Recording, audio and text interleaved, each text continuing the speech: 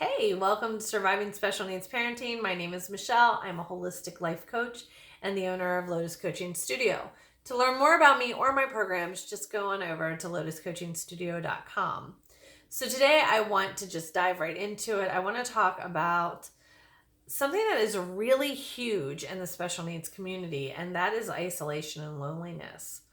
So this week I had an episode, I had a little mini break where my son's wheelchair, it's been a whole ordeal with this wheelchair, and we finally get these new push canes and I take him out and it takes over 20 minutes to get his chair put together in a parking lot. It's not acceptable. And I just kind of lost it. It was the straw that broke the camel's back. I kicked the chair. I got home and my son was flapping really hard, and his flapping, he had spinal fusion and he's starting to loosen his rod. And I know that the flapping doesn't help that. He grinds his teeth. He's getting TMJ. He's always holding his mouth. It hurts so bad. He's grinding nonstop. I don't have the capacity to deal with it because I'm just overwhelmed at the moment. Where literally I just walked away, went into the closet. He was in the bedroom. I could still hear him, and I sobbed. I sobbed for hours. I woke up the next day and cried some more. I felt sorry for myself. I was angry that there are no programs. I was angry that my world is so small and that I don't have these wonderful friends to come that can help. I was so sad that I don't have a huge support system.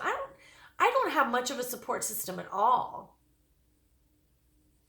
And it just too much. And here's the thing. It is a real problem in the special needs community. And when I put it out there, because I put this stuff out into the world, I want people to know what special needs families go through. And I also want special needs families to know you are not alone. This is happening to all of us. You're amazing. And I'm not going to be the one that pats you on the back for loving your child, because honestly, for me, that drives me crazy. When people look at me and go, it's okay that you're feeling this way. You know what? You're such a good mom. You really love your child. Of course I love my child. He's mine. Of course I'm doing this stuff for him. He's mine. I adore him. I love him with every fiber of my being. But telling me I'm a good mom doesn't justify the fact that I'm alone and there are still no services, and that when we hear people talk about what needs to be done for our country, special needs services isn't on that list that you hear politicians debate, right? So here we are, we're alone. We're in this battle fighting it, hoping that changes are going to be made, and not only needing to take care of our children 100%, somehow find a way to take care of ourselves and fight the system so it can get better for us. It is a lot of pressure. So I broke a couple years ago where I started getting really sick, and it wasn't going to get better. It was going to get worse. So that was my crossroads. I had a decision to make. Do I heal myself? Do I start really looking at what the problem is? How do I step away from my son? Or do I break and not be able to be here for my son? So I started acupuncture. I started going to a naturopath doctor. I started yoga. I became a yoga teacher. And I knew pretty early on that all I wanted to do in this world is to help other special needs parents not break the way that I did. And I see it. I see it so much that when people used to tell me I needed help, I would get angry at them. Because here's the thing. Where's the help coming from? If I haven't found it by now, where's it coming from? And I learned it doesn't matter. It's still not coming. But I still have to figure out a way to help myself. I still have to figure out a way to make myself a priority for a little bit of the day. If that means working out in front of my television with my son crawling all over me, I'm still moving my body. If it means putting him in his wheelchair next to me on the deck with the sun shining on my face while I have one earbud in so I can hear a guided meditation and one ear clear so I can hear him if he needs me, to sit down and just breathe. That's still taking care of myself.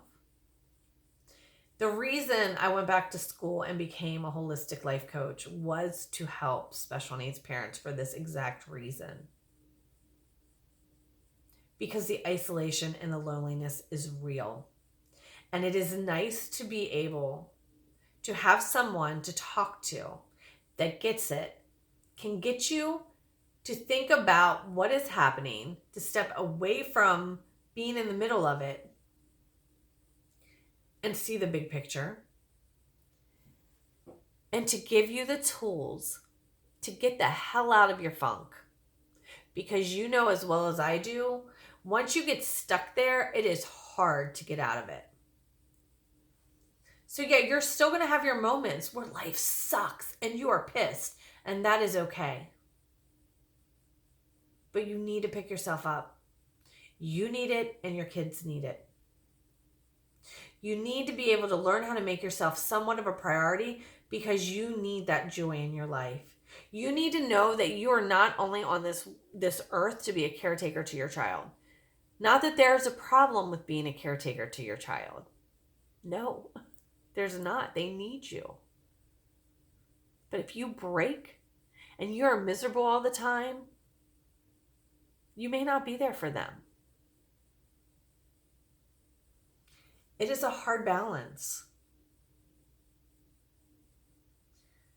But I know how difficult it is, and I know how lonely it is. So I'm offering free calls. If you want somebody to talk to, I'm offering a free half-hour call so we can chat, look at each other face to face through Zoom, and you can tell me what's on your mind. I'm here to listen. All right.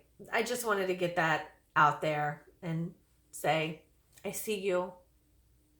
You deserve everything good the world has to give you. Keep fighting, but don't forget about yourself.